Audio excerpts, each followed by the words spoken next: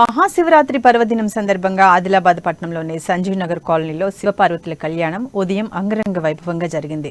సాయంత్రం బ్యాండ్ మేళాల మధ్య ఉత్సవ విగ్రహాలతో ఊరేగింపు చేపట్టారు కాలనీ వాసులు. భక్తులు నృత్యాలు చేస్తూ ఈ శోభయాత్రలో ఉత్సాహంగా పాల్గొన్నారు. తమ భక్తిభావాన్ని చాటుకుంటూ ఆ ఆది దంపతులను కొలిచారు.